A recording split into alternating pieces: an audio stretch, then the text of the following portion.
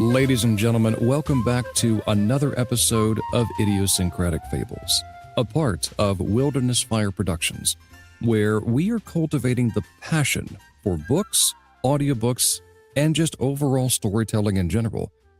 Since time immemorial, we have been storytellers. Everybody has a story to tell, and I want to hear yours. I'm your host, James, and today we're hearing the story of a Navy veteran who turned the invisible battles of anxiety, identity, and who am I now into pure magic. Joining me is Lance Krautlarger, author of the powerful debut fantasy novel, Arcane Tides, A Journey Within, a book born straight from his personal journals that asks the very question every warrior eventually faces: what happens when the sword is down and the real fight begins inside? Lance, brother, welcome to Idiosyncratic Fables. I am so glad you're here. So let's go ahead and spark the narrative, man. Thank you so much for having me, man. I appreciate the opportunity. That was a wonderful introduction, and I'm almost moved to tears. Like that, I'm good. That gets me. It's Monday morning. That gets me through the rest of the week. I appreciate that.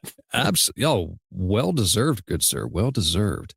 So let's start with the veteran aspect. You're a Navy veteran who turned real life experiences into fantasy. Go ahead and walk us through that transition, leaving active service, the silence after the battles, and how it eventually led you to pick up a pen or keyboard in this matter.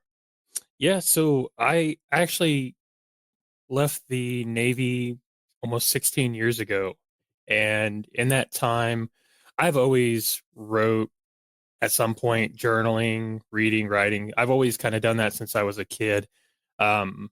And even did it while I was deployed, but it wasn't until leaving service and joining the real world again, right? The civilian world, and just kind of going through my everyday life and then realizing that the world that I left years before the service wasn't the same world I returned to.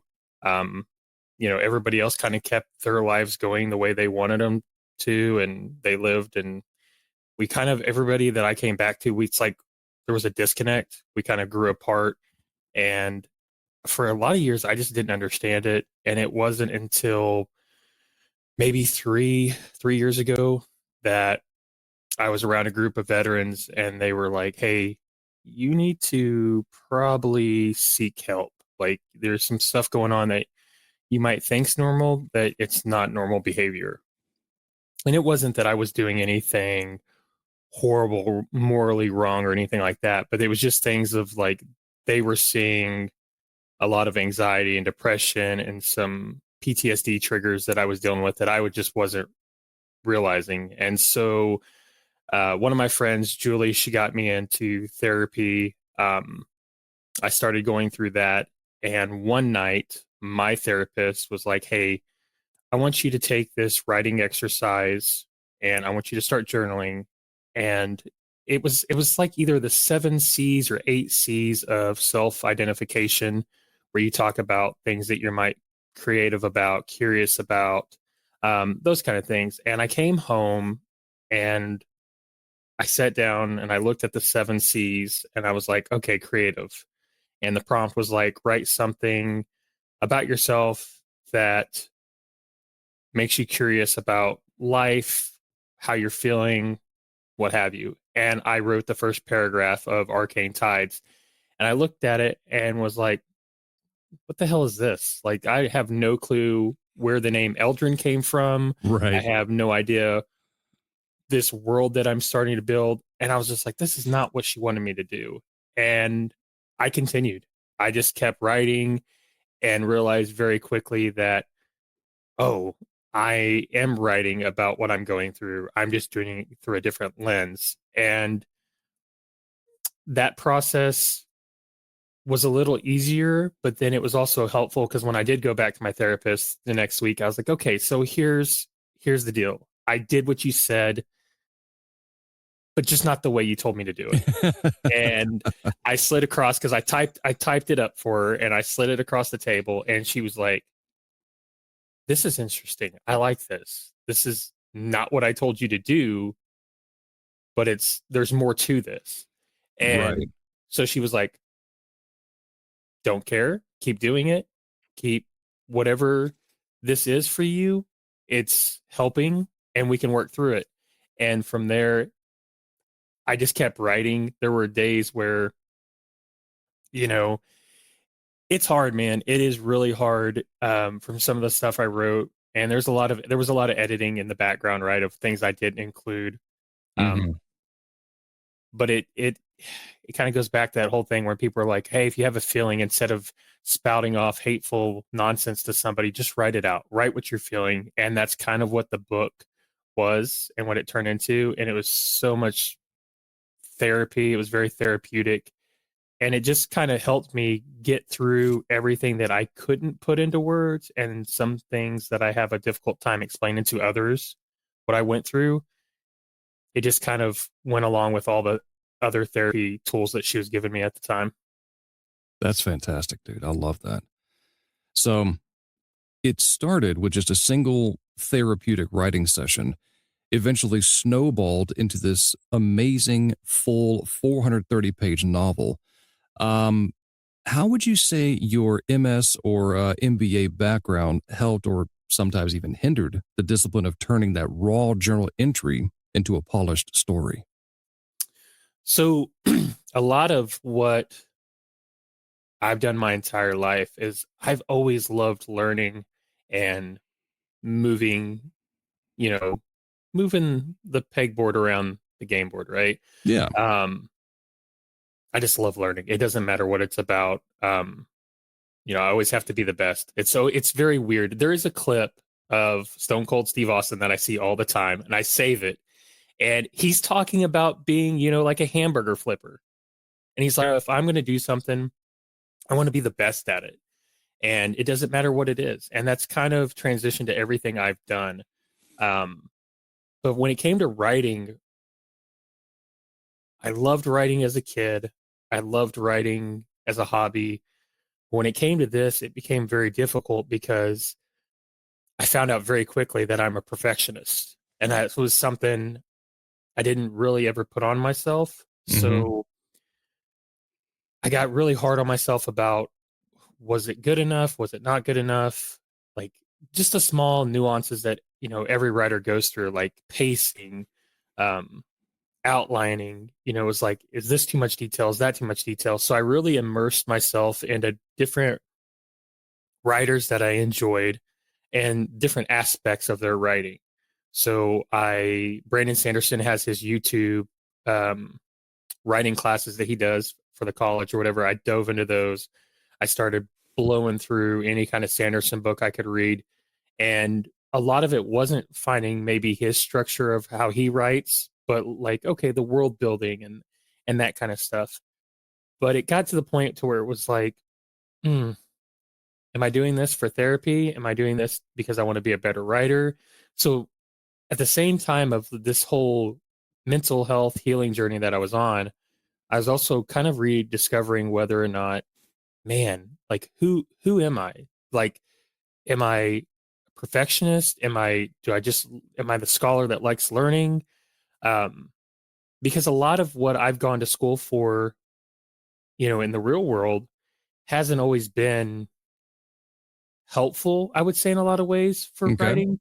Um, I've earned my undergrads at various schools, but most of it was generic learning, maybe business related. I've done some, you know, EMT work at a couple of colleges because at one point I thought I was going to be an EMT, which that was also another thing that told me that I probably couldn't, that I had something else going on in the background. But then when I earned my master's and my MBA in the last year, it was in marketing and supply chain management, which is kind of helpful when you're trying to sell a book. But at the same time, I found myself in the last 3 or 4 months realizing, well, I wrote a book. You should try selling the book.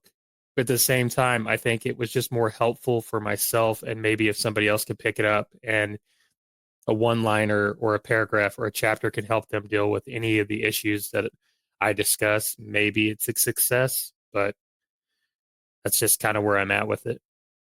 Okay. Let's dive a little deeper into Arcane Tide itself. The main guy, Eldrin Seastorm, is a warrior mage who comes home unable to cast magic anymore, and he's haunted by his anxiety. How much of his quest to become an archmage is really your own quest for peace after service? Oh, it is 110% all the things that I go through. At one point, when I was going through the editing process with my editor, Emily, she asked me, she goes, all right, I think we're going to lose readers at some point because there's too much trauma, there's too much grief. And Hmm. she's like, I don't think somebody would go through all this kind of stuff. And I said, okay, well, then we need to have a harder conversation. I said, because a lot of these things are things I've gone through and I'm just kind of writing them or I'm toning them down. And she was like, oh, okay, wow, I didn't know that. But a lot of them are, you know, coming home out of service, it was very weird for me when I got out because I was only 24, 25, and the command that I was attached to, we had a lot of loss. Like we lost a lot of people um very quickly, and it just became a new norm for us to where it was like, oh, we lost so and so or we lost so and so, and it's like, oh, okay, this is part of life.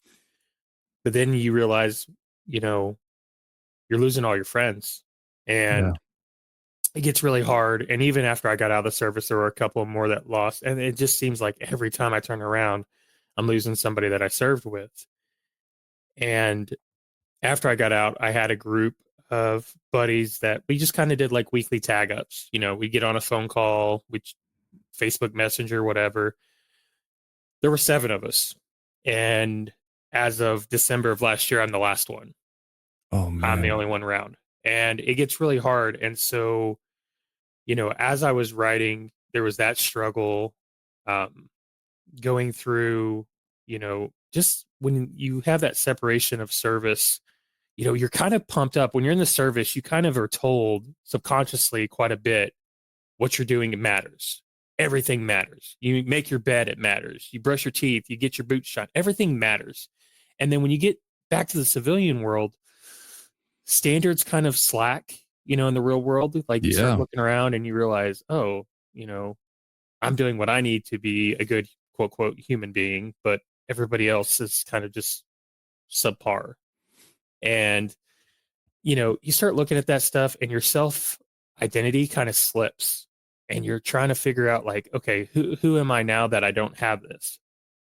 And that's kind of where my learning really amped up and what I call my pet projects. Like I always have to have a new goal I'm striving for. And a lot of time, that's just because I need something to keep me busy. So I don't focus on the things that are haunting me. And that was something the book pulled out of me. And there were nights that I would sit here in front of the computer, just bawling my eyes out. And my wife would come by and she knew to comfort me. She knew how to help me in the ways that she knew how to do. And I kind of go over that in the book too. Like with Eldrin's wife, she cooks for him and that kind of thing. And that's the same thing sure. my wife Tiffany does for me. But she didn't know how to help me other than just being present. And I think that's one of the lessons that I've taught the boys here in the last couple of weeks that, hanging out, going seeing movies together and telling them like nothing else matters. Just presence. You don't have to always understand what somebody else is going through. And what I've needed and what I constantly need on a daily basis is just presence, true presence, because there's too many fake people out there. And, you know, that's fine in certain realms when you're trying to, market a book and you're trying to, help another person get work or you're trying to Sure. promote your book. That makes sense, right? We all kind of do that, narrators, writers. But when you're going through crap and there's days that I've been just down, depressed, and it's like, just if somebody just said, "Hey, I'm going to hang out with you and be present," and that's all I need. There's a Yeah. lot of days where that's really all it needs. And so for a lot of Eldrin's story, it was my way of getting it out and really just trying to see if there was a happy ending at the very end of the book, because as I wrote it, I was like, man, what is the ending going to be? Because I Yeah. didn't have anything planned. I was pantsing from dawn till dusk with this book. I can absolutely relate to the companionship that you touched on, because like I've even told my kids and a lot of my friends, we are not meant to do this thing called life alone, because Yep. solitary confinement is not healthy for anybody. I don't care who you are. We are meant to be a community. We are meant to walk one step at a time with a companion, because that's 100%. that is we thrive off of one another. We build each other up. We grieve together. We rejoice together. It's no fun doing it by yourself. And eventually, it's like the other saying goes, we are our own worst critics. How much more so if we're doing it by ourselves, you know? 100%. And I think that's where I'll kind of touch on this subject a lot. You know, I'm for work, I'm a virtual employee, and that's something I've learned here recently is, you know, and you probably see this working from the house, you know, if you stay locked up for too long, it's like that's nice at first, but then you kind of lose that human connection. And so like small things that oh, man, this is so crazy, but going to a drive-through and ordering food at like a McDonald's or something, right? That became daunting for me at some point, to where I would look at my therapist and I'm like, what is going on? And she's like, Lance, you got to get out. She goes, you were never meant to be a solo locked away individual. You're an adventurer. She's like, get out of the house. You know, and it took me a year of a therapy to get to the point where I am now, where when the weekend rolls around, I'm out the door, doing road trips. That's what I was doing this weekend. Drove up to Wichita to see a buddy, hang out, go do some toy shopping, and you know, kind of just hang out with the boys. But that's 100%. I think, you know, the other part of that is you gotta be around the right people, because the wrong people can make you feel even worse about yourself. Absolutely. But having the right connections, like we said at the beginning of this with your intro, chef's kiss. I'm right. I'm good. I'm good, brother. The rest of the week, that's gonna live rent free. I'm good. Awesome. Were there scenes in the book while you were writing them where you had to step away from the keyboard because they hit too close to home? Yeah. So there's a couple. I can tell you about one that the other day. Because I have a ton of the paperbacks behind me on the shelf, and then I usually keep one on my desk here. But my daughters were at their grandmother's this weekend, and they asked about a couple of chapters that talk about my mother that I lost a couple of years ago. And oh, I'm even getting choked up now bringing it up. But they were like, "Hey, what chapters talk about grandma?" And I said, "Oh, it's chapters 23 and 24." And when I wrote those, just like now, I'm having this wave of emotion coming through, because Sure. it was so hard to write about a person that's in your life that holds it together. And for me, everything that I am came from my mother.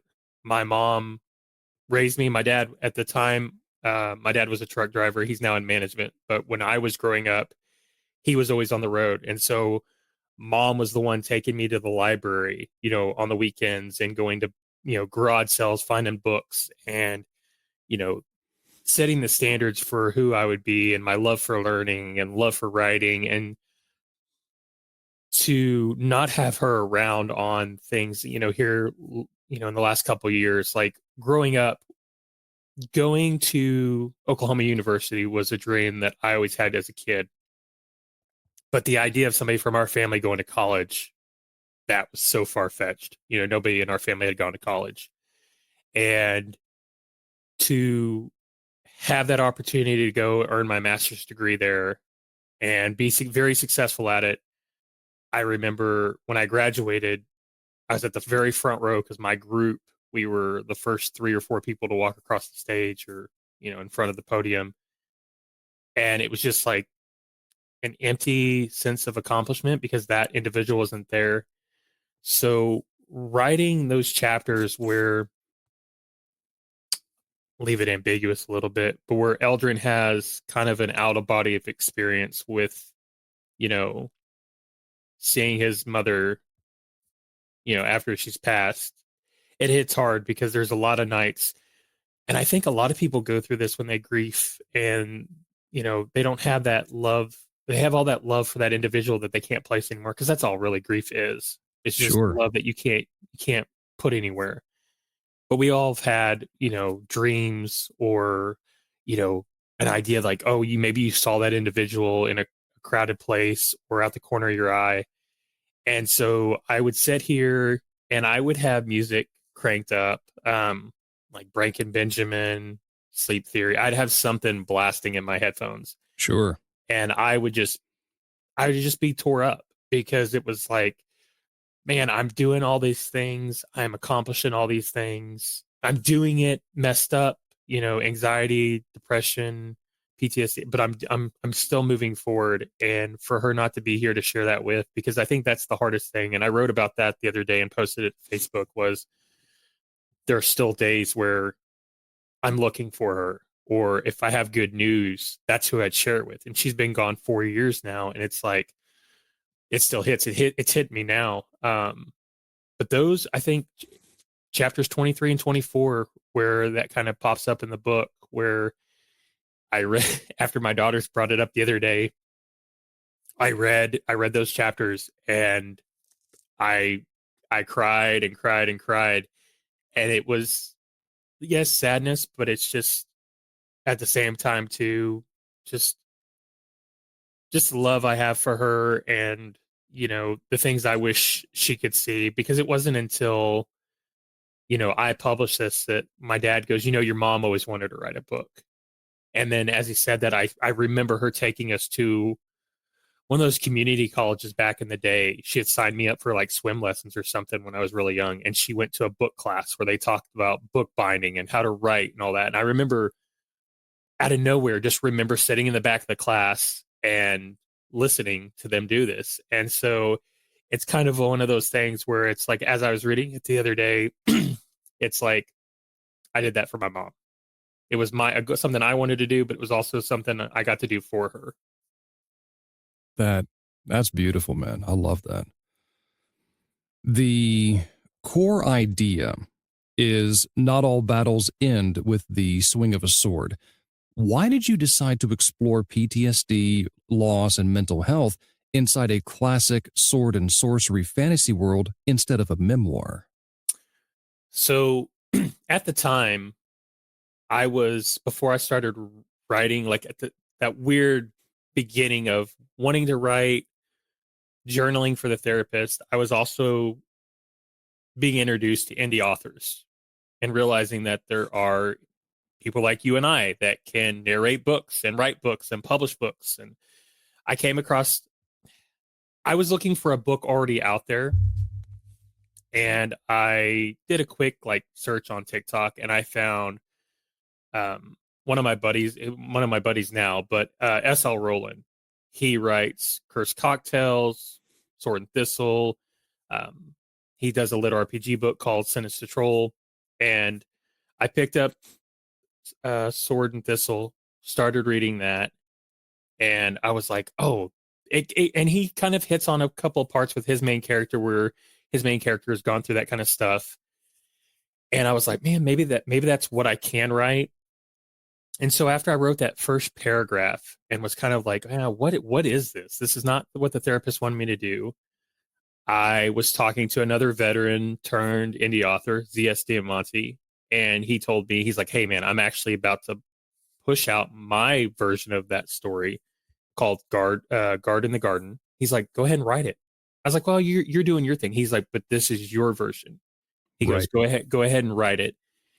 And I was like, okay, great. Like, it helps me get that fantasy aspect of it out, and I don't have to be too personable about it all, because I think that's part of too, where pushing something like this out, you're really, I mean, writing and being creative is very a brave thing for people to do, right? Putting yourself out there to be criticized.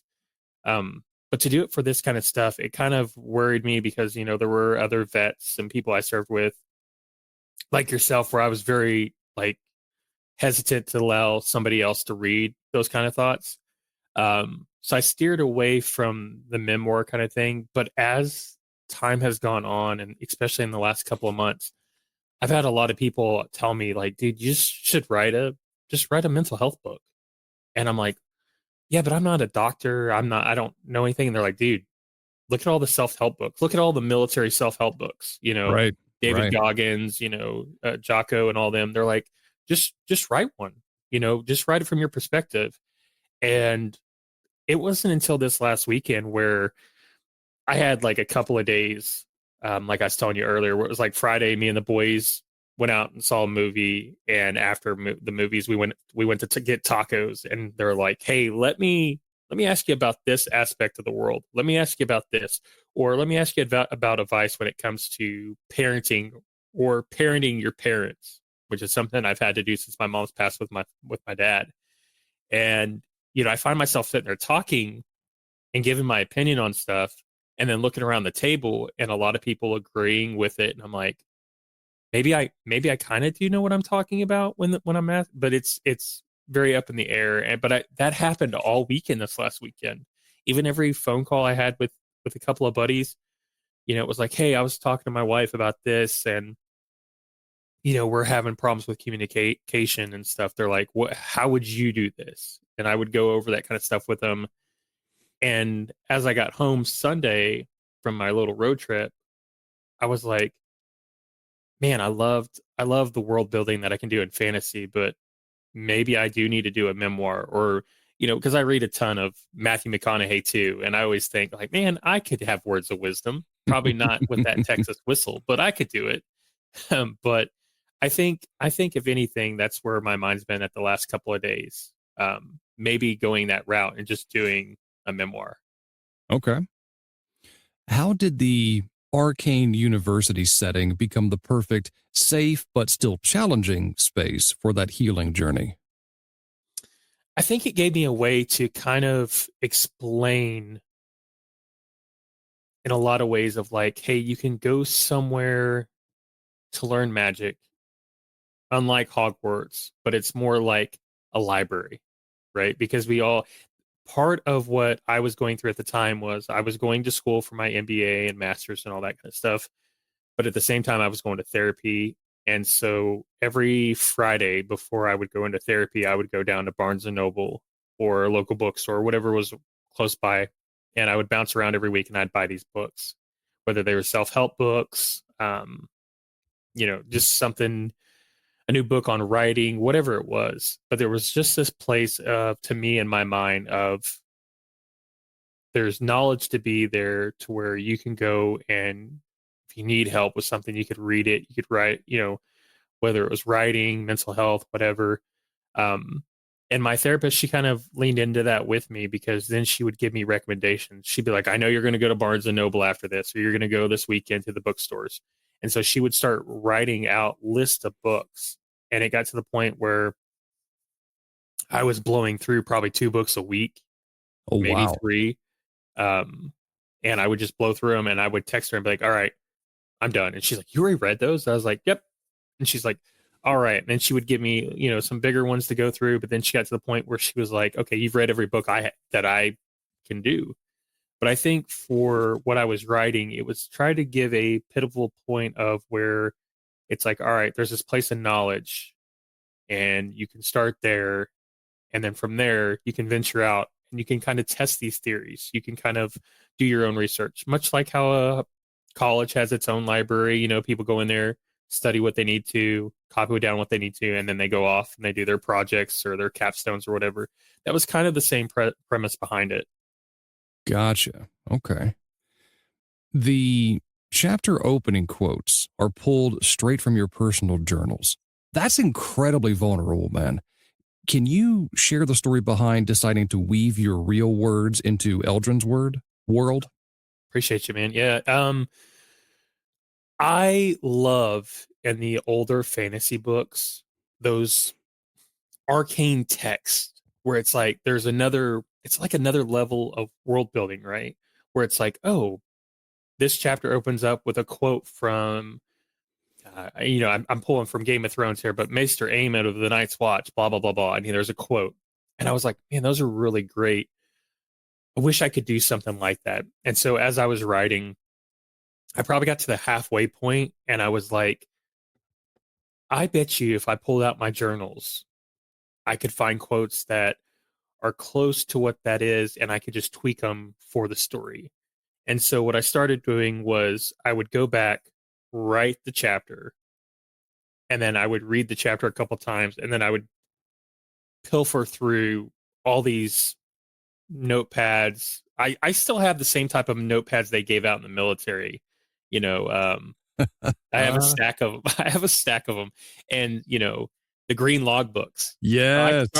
I started going through those, man, and I would find these, and I would be like, okay, this is close to what I'm talking about, but let me twist it a little bit. Let me expand on it. Let me make it more adapt to what the theme of maybe this chapter is. But it was one of those things that I think out of the book, it's probably one of the things I'm most proud about, because it's like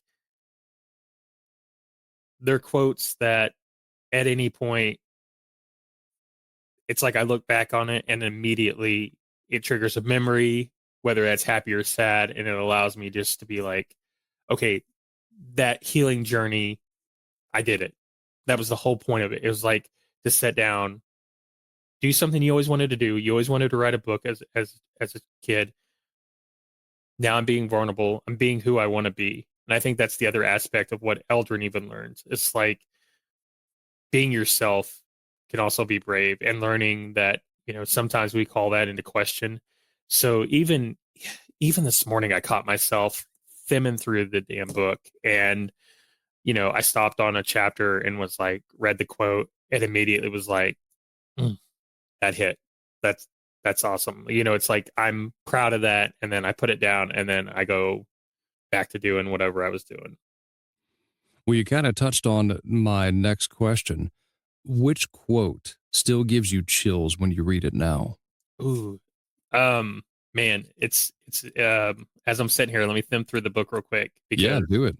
there's a couple, um, but it's so simple because it's chapter ones, and that's the one I actually looked at this morning. But it's every path forward begins with a road back, and it's Ooh.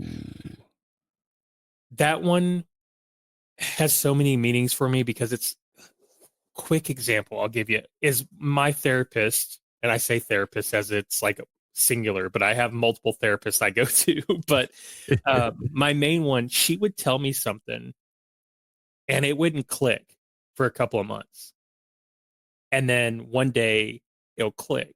So there was a long period where we were talking about your different emotions you have, fear, anger, right? And sometimes those are looked as negative emotions, but they can be helpful emotions. And she told me that, 100%. and I never fully understood that. And a lot of times when I started listening to my body, I realized, oh, this anxiety I have, it's not like the butterflies in your stomach before a basketball game or something like that. But it was more, hey, be cautious of the people you're around. Watch what you're doing, that kind of thing. And then here recently, finding my own voice in crowded places again. I was never allowed human, like I could always sit in a crowded room and be fine with not being the biggest personality. But when you get poked enough and realize that anger can be a very useful kind of emotion, it was like an aha moment. When it happened, I went through something with an individual. That anger was there, and after it was over, I was like, damn it, I get it.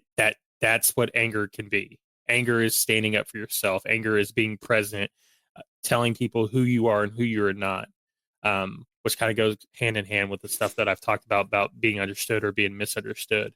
Right. But that it's a full circle, man, because there's a lot of things you're told in life that you hear advice and you're like, yeah, okay, yeah, I know. don't piss into the wind. That makes perfect sense. Okay. And then one day you find yourself pissing into the wind. You're like, that's why they said don't do it, But I think that quote reminds me of the journey that I've went on and the things that I'm learning and the things that I'm continuing to learn, because now my learning isn't about, you know, how does electricity work, or how do I become a better writer, or whatever the book is I'm trying to look to learn about. And now it's like, okay, these are more internal learnings and more life lessons, more of the kind of that silent monk kind of learning that I've kind of gotten into here lately. Gotcha.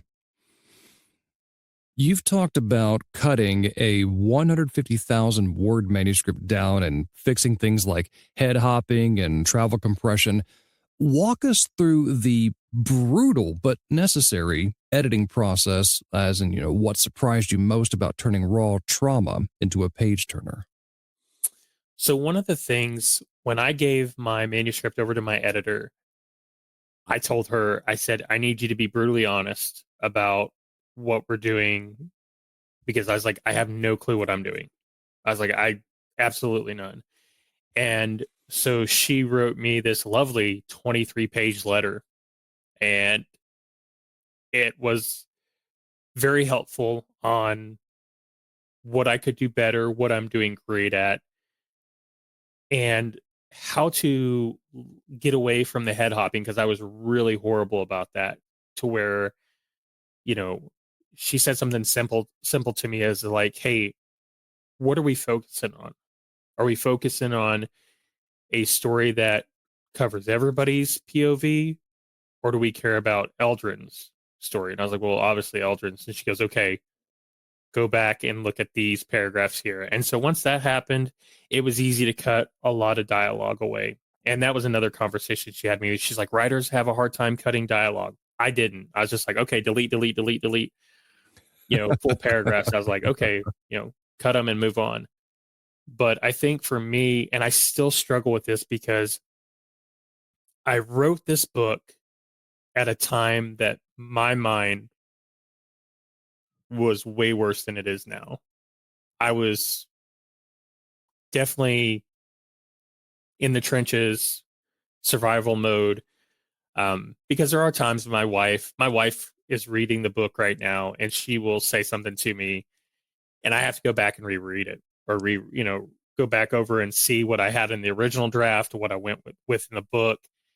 And there are times where people have asked me questions about stuff, and I'm like, well, let me go back and look at it. And people are like, oh, you don't remember it? I'm like, man, there was a time in my life where, and I still go through that some days, but at the time, survival mode.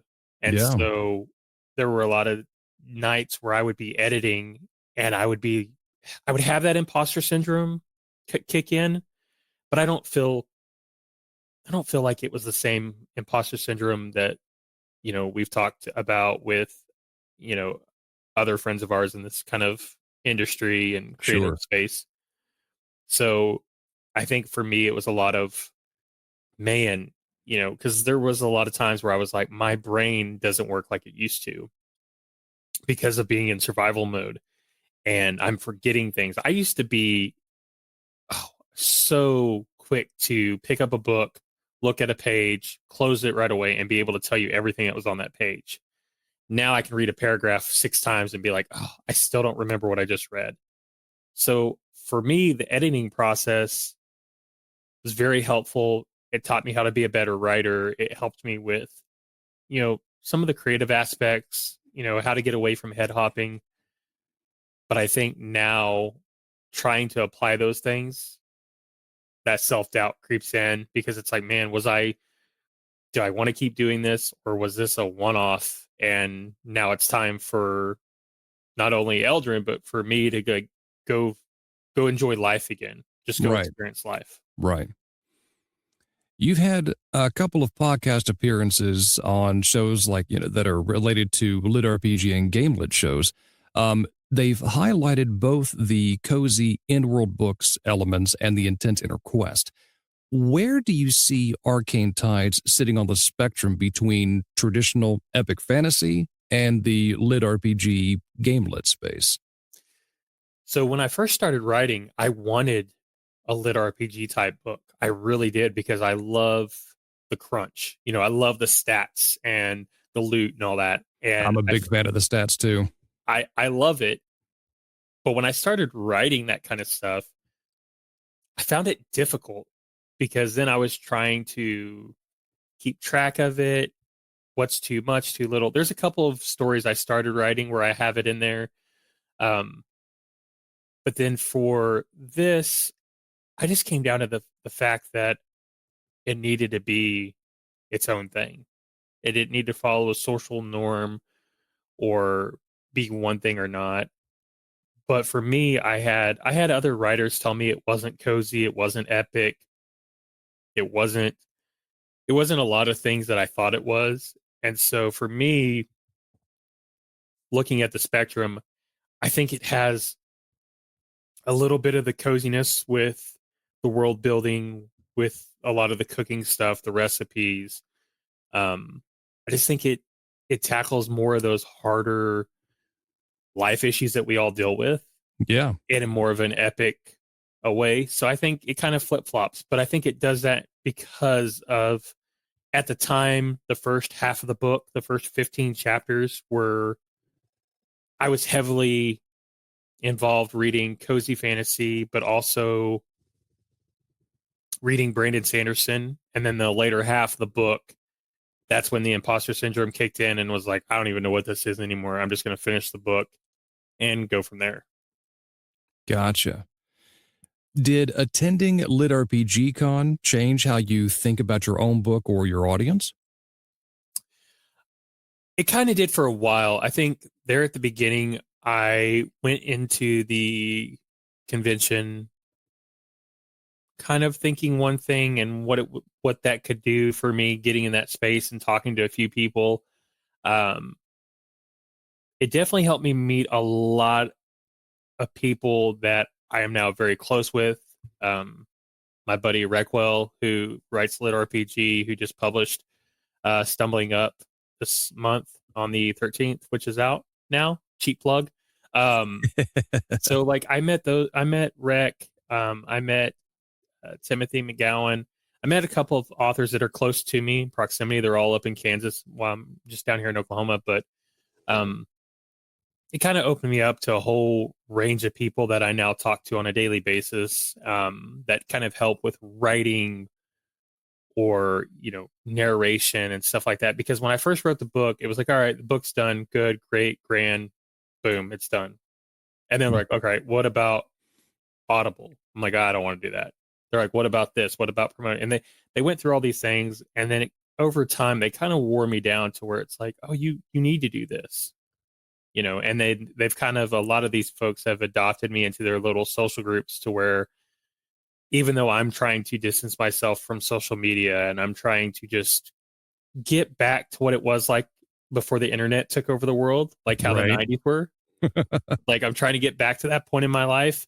Um, they all kind of pull me back in. So, I'm going next month to Jordan Con, and I'm going to be selling books, which is the first thing that I've never gone to a convention or a con and sold or done any of that kind of stuff. So I'm going to be doing that with them. So it opened me up to a very supportive community, which is something I didn't expect. When I first went to Lit RPG Con, I had a friend that was going to go with me. We're going to meet up, hang out, and then when the time came for it, they basically were like, "Hey, I'm doing my own thing. You can be in the same space, but this is for me kind of time." I And I was like, see. "Oh," I was like, "Okay, so we are not friends. This is."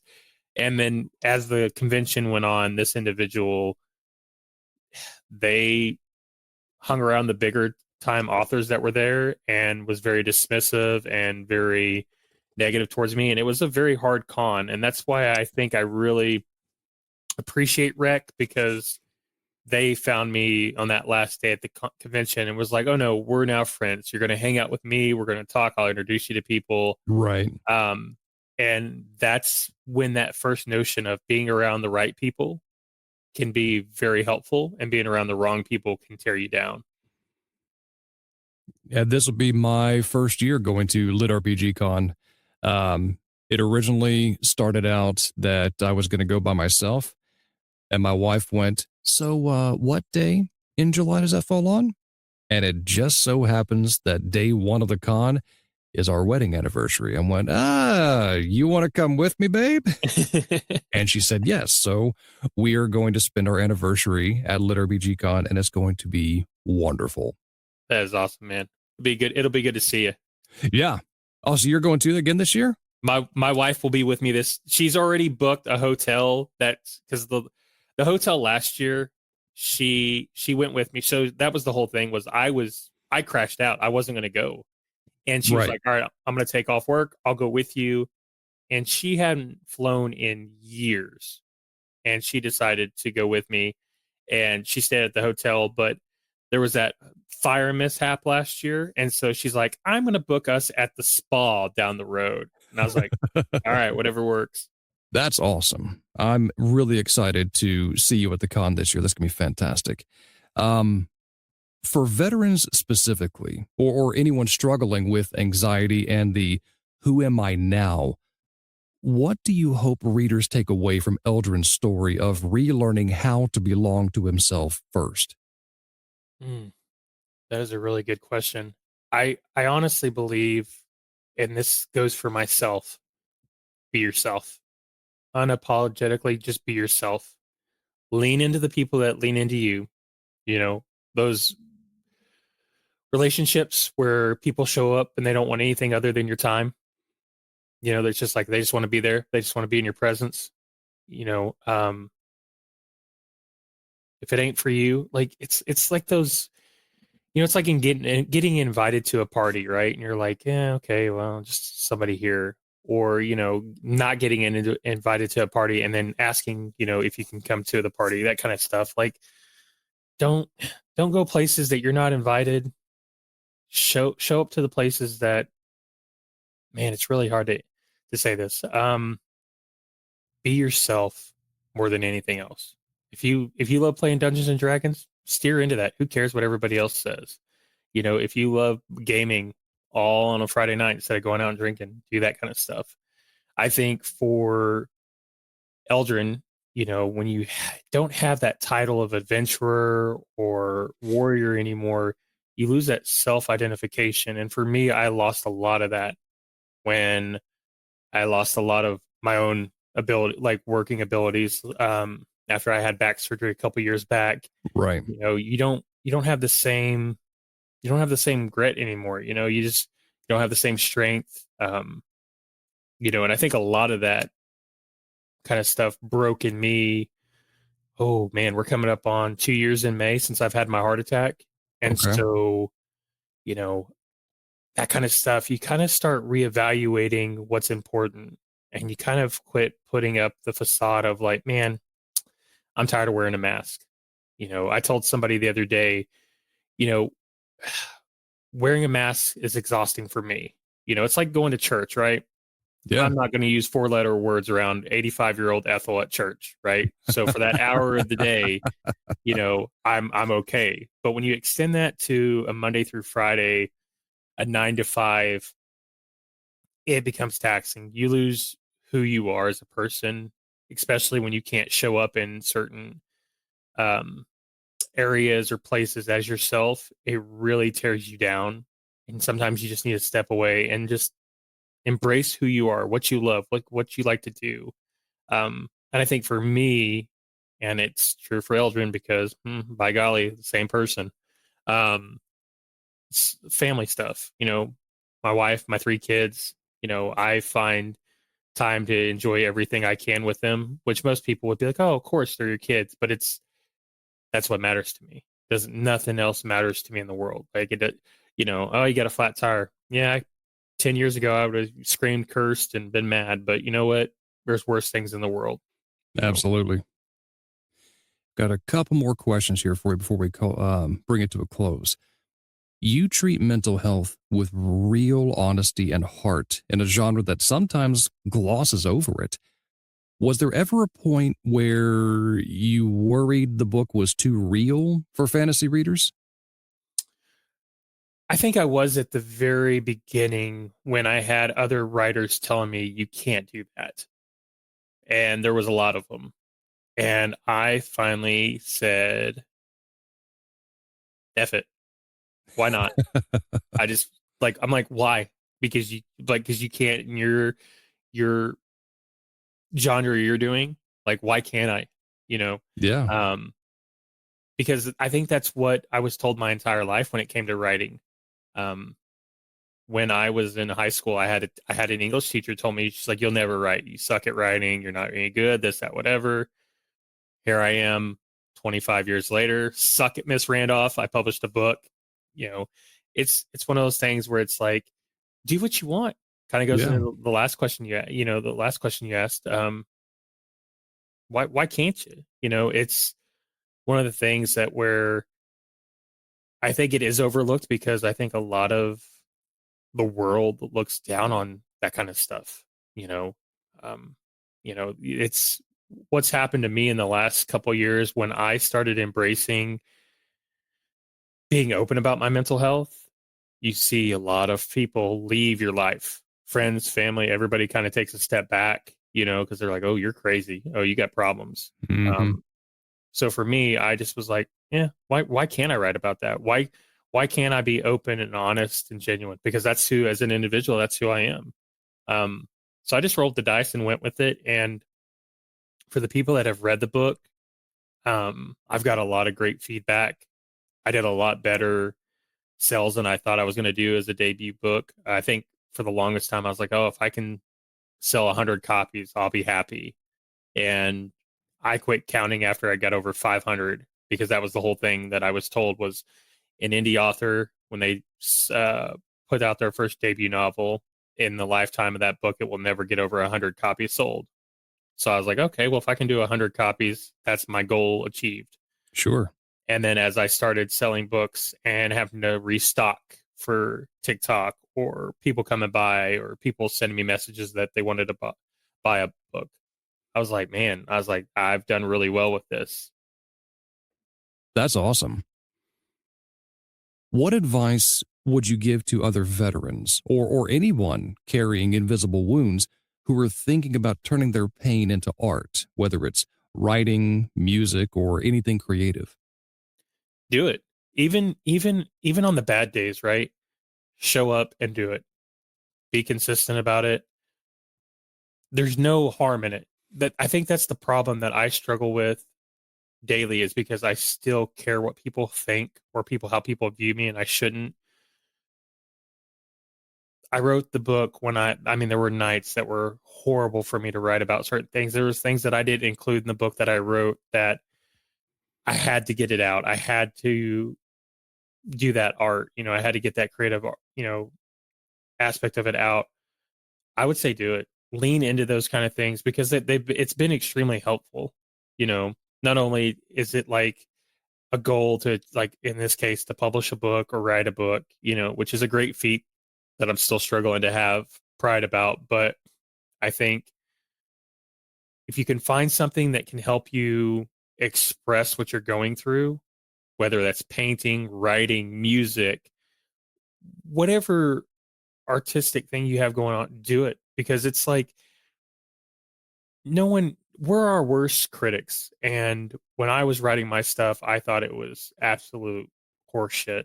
And then I had a few friends read it and really, really enjoyed it. And then they really, like I've talked about a little bit here and there, they really thought it was awesome that I was so open and honest about what I was going through, which is what people don't do. They don't talk about this kind of stuff. And especially for men, men's mental health is such trash anymore because we just don't get that space. And so I think for just veterans in general, just do it.